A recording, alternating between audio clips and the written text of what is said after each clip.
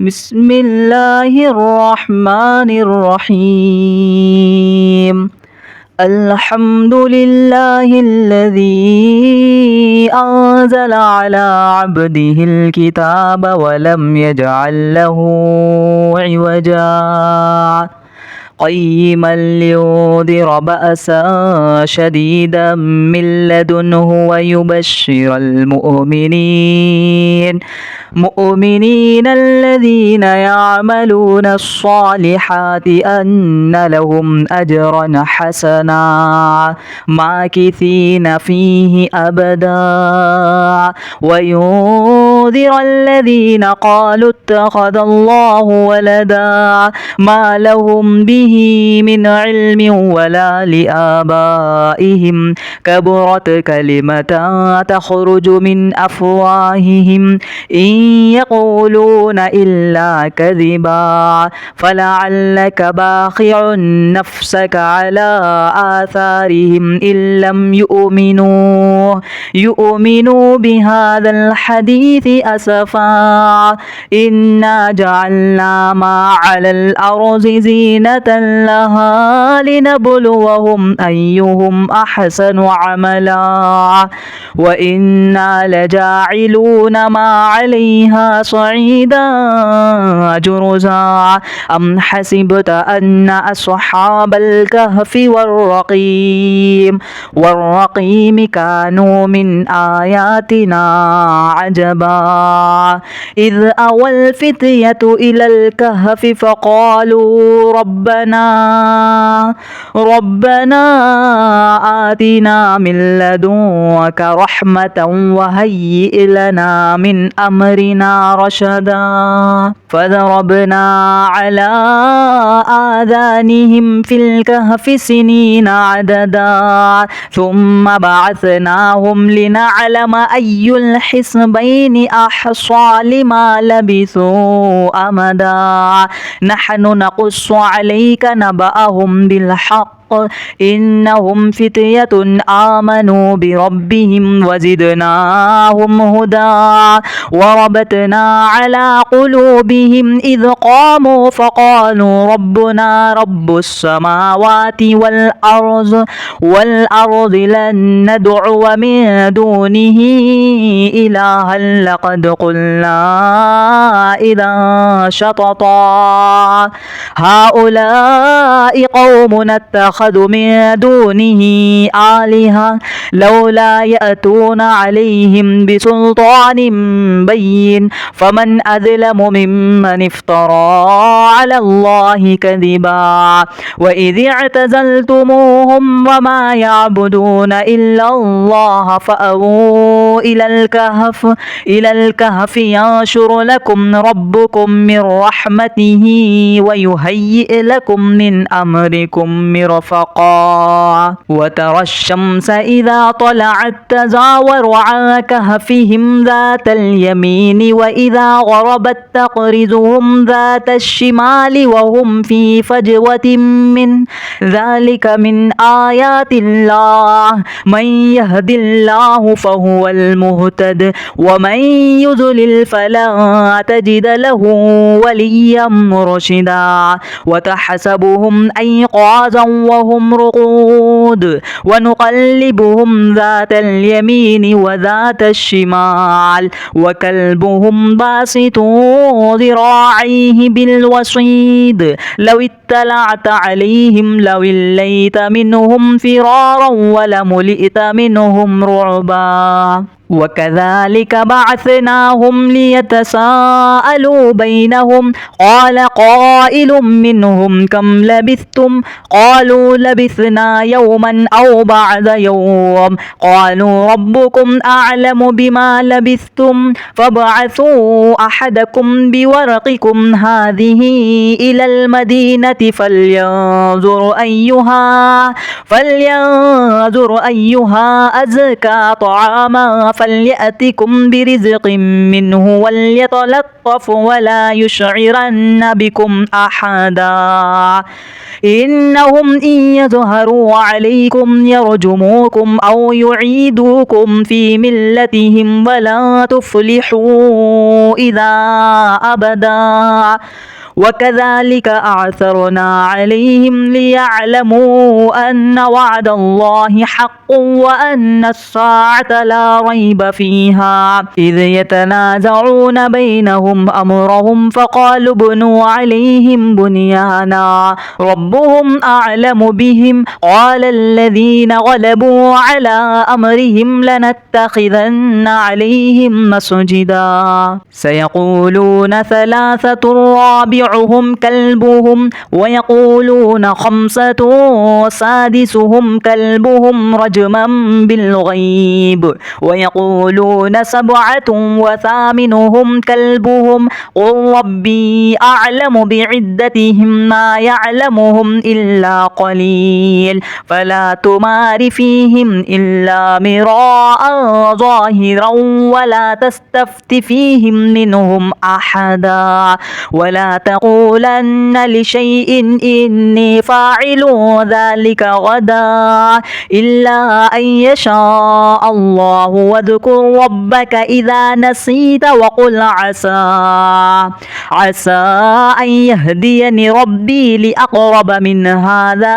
رشدا ولبثوا في كهفهم 300 سنين وازدادوا 9 قل الله أعلم بما لبثوا له غيب السماوات والأرض أبصر به وأسمع ما لهم من دونه من ولي ولا يشرك في حكمه أحدا واتل ما أوحي إليك من كتاب ربك لا مبدل لكلماته ولا تجد من دونه ملتحدا واصبر نفسك مع الذين يدعون ربهم بالغداة والعشي يريدون وجهه ولا تعد عيناك عنهم تريد زينة الحياة الدنيا ولا تطع من أفغلنا قلبه عن ذكرنا واتبع هواه وكان أمره فرطا وقل الحق من ربكم فمن شاء فليؤمن ومن شاء فليكفر إنا أعتدنا للظالمين نارا أحاط بهم سرادقها وإن يستغيثوا يغاثوا بماء كالمهل يشوي الوجوه بئس الشراب وساءت مرتفقا إن الذين آمنوا وعملوا الصالحات إنا لا نضيع أجر من أحسن عملا أولئك لهم جنات عدن تجري من تحتهم الأنهار يحلون فيها من أساور من ذهب ويلبسون ثيابا خضرا من سندس واستبرق متكئين فيها على الأرائك نعم الثواب وحسنت مرتفقا واضرب لهم مثلا رجلين جعلنا لأحدهما جنتين من أعناب وحففناهما بنخل وجعلنا بينهما زرعا كلتا الجنتين آتت أكلها ولم تظلم منه شيئا وفجرنا خلالهما نهرا وكان له ثمر فقال لصاحبه وهو يحاوره أنا أكثر منك مالا وأعز نفرا ودخل جنته وهو ظالم لنفسه قال ما أظن أن تبيد هذه أبدا وما أظن الساعة قائمة ولئن رددت إلى ربي لأجدن خيرا منها منقلبا قال له صاحبه وهو يحاوره أكفرت بالذي خلقك من تراب ثم من نطفة ثم سواك رجلا لكن هو الله ربي ولا أشرك بربي أحدا ولولا إذ دخلت جنتك قلت ما شاء الله لا قوة إلا بالله إن ترني أنا أقل منك مالا وولدا فعسى ربي أن يؤتيني خيرا من جنتك ويرسل عليها حسبانا من السماء فتصبح سعيدا زلقا أو يصبح ماؤها غورا فلن تستطيع له طلبا وأحيط بثمره فأصبح يقلب كفيه على ما أنفق فيها وهي خاضعة على عروشها ويقول يا ليتني لم أشرك بربي أحدا ولم تكن له فئة ينصرونه من دون الله وما كان منتصرا هنالك الولاية لله الحق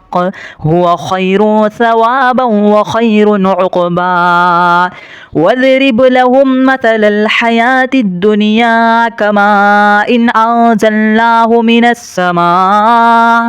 من السماء فاختلط به نبات الأرض فأصبح هشيما تذروه الرياح وكان الله على كل شيء مقتدرا المال والبنون زينة الحياة الدنيا والباقيات الصالحات خير عند ربك ثوابا وخير أملا ويوم نسير الجبال وترى الأرض بارزة وحشرناهم فلم نغادر منهم أحدا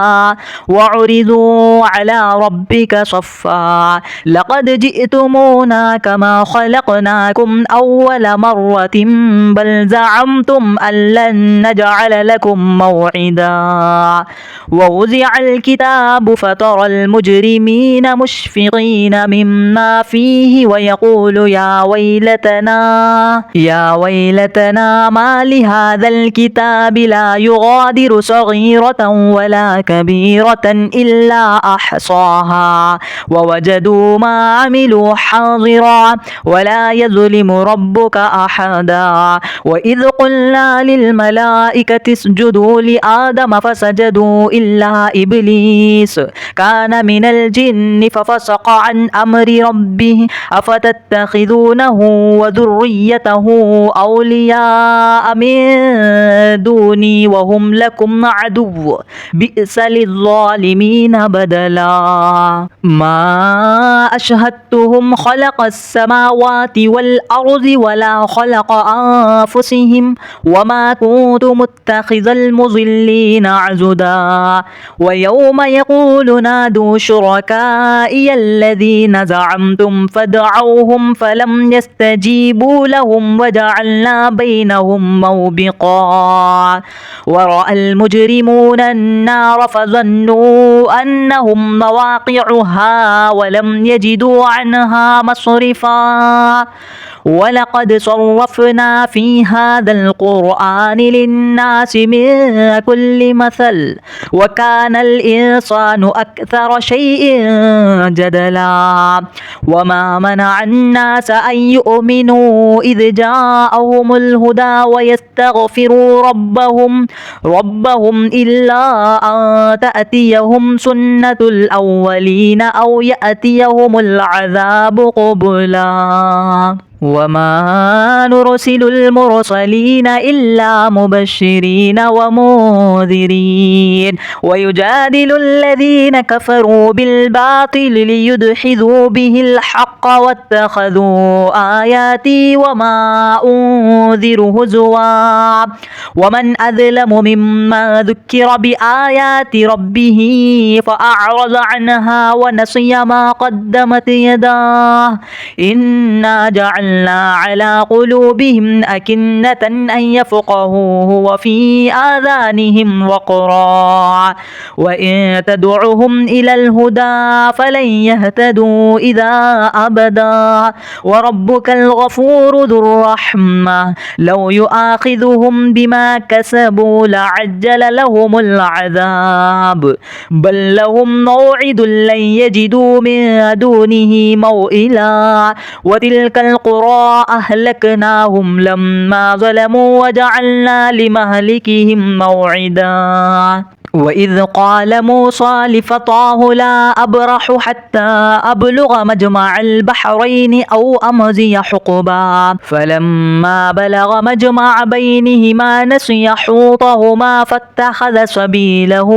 في البحر سربا فلما جاوز قال لفتاه آتنا غداءنا لقد لقينا من سفرنا هذا نصبا قال أرأيت إذ أوينا إلى الصخرة فإني نسيت الحوت وما أنسانيه إلا الشيطان أن أذكره واتخذ سبيله في البحر عجبا قال ذلك ما كنا نبغي فارتد على آثارهما قصصا فوجد عبدا من عبادنا آتيناه رحمة من عندنا وعلمناه من لدنا علما قال له موسى هل أتبعك على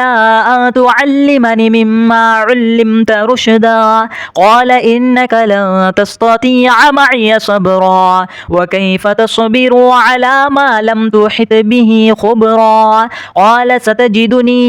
إن شاء الله صابرا ولا أعصي لك أمرا قال فإن اتبعتني فلا تسألني عن شيء حتى أحدث لك منه ذكرا فانطلقا حتى إذا ركب في السفينة خرقها قال أخرقتها لتغرق أهلها لقد جئت شيئا إمرا قال ألم أقل إنك لن تستطيع معي صبرا قال لا تؤاخذني بما نسيت ولا ترهقني من عمري عسرا فانطلقا حتى إذا لقي غلاما فقتله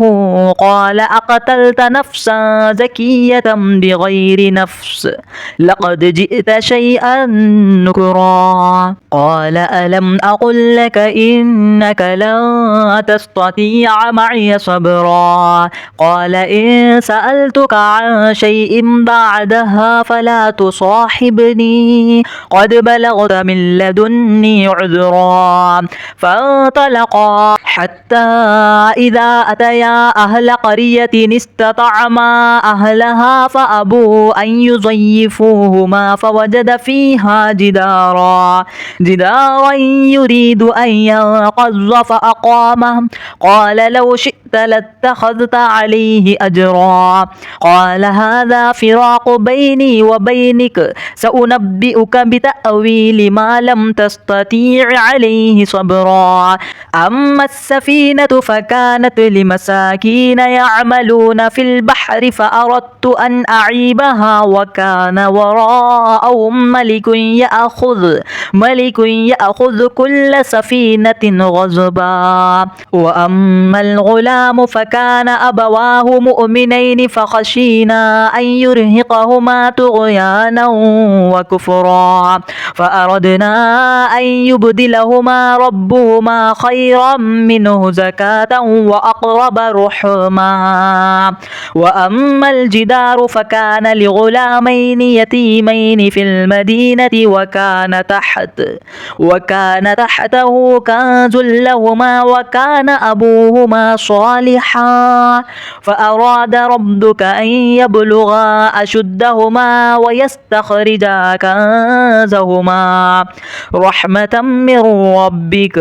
وما فعلته عن أمري ذلك تأويل ما لم تستطع فاستطيع عليه صبرا ويسألونك عن ذي القرنين قل سأتلو عليكم منه ذكرا إنا مكنا له في الأرض وآتيناه من كل شيء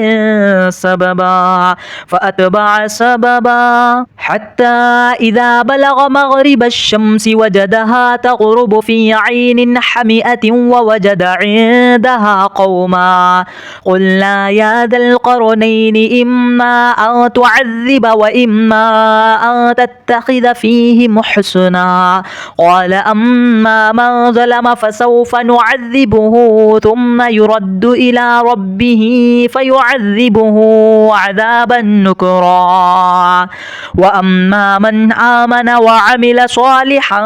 فله جزاء الحسنى وسنقول له من أمرنا يسرا ثم أتبع سببا حتى إذا بلغ مطلع الشمس وجدها تطلع على قوم لم نجعل لهم من دونها سترا كذلك وقد أحطنا بما لديه خبرا ثم أتبع سببا حتى إذا بلغ بين السدين وجد من دونهما قوما لا يكادون يفقهون قولا قالوا يا ذا القرنين إن يأجوج ومأجوج مفسدون في الأرض فهل نجعل لك خرجا على أن تجعل بيننا وبينهم سدا قال ما مكني فيه ربي خير فأعينوني بقوة أجعل بينكم وبينهم ردما آتوني زبر الحديد حتى إذا ساوى بين السدفين قال انفخوا حتى إذا جعله نارا قال آتوني أفرغ عليه قطرا فما استطاعوا أن يظهروه وما استطاعوا له نقبا قال هذا رحمة من ربي فإذا جاء وعد ربي جعله دكا وكان وعد ربي حقا وتركنا بعضهم يومئذ يموج في بعض ونفخ في الصور فجعلناهم جماعا وأعرضنا جهنم يومئذ للكافرين عرضا الذين كانت أعينهم في غطاء عن ذكري وكانوا لا يستطيعون سمعا أفحسب الذين كفروا أن يتخذوا عبادي من دوني أولياء إنا أعتدنا جهنم للكافرين نزلا قل هل ننبئكم بالأخسرين أعمالا الذين ضل سعيهم في الحياة الدنيا وهم يحسبون أنهم يحسنون صنعا أولئك الذين كفروا بآيات ربهم ولقائه فحبطت أعمالهم فلا نقيم لهم يوم القيامة وزنا كذلك جزاؤهم جهنم بما كفروا واتخذوا آياتي ورسلي هزوا إن الذين آمنوا وعملوا الصالحات كانت لهم جنات الفردوس نزلا خالدين فيها لا يبغون عنها حولا قل لو كان البحر مدادا لكلمات ربي لنفد البحر قبل أن تنفد كلمات ربي ولو جئنا بمثله مددا قل إنما أنا بشر مثلكم يوحى إلي أنما إلهكم إله واحد فمن كان يرجو لقاء ربه فليعمل عملا صالحا ولا يشرك بعبادة ربه أحدا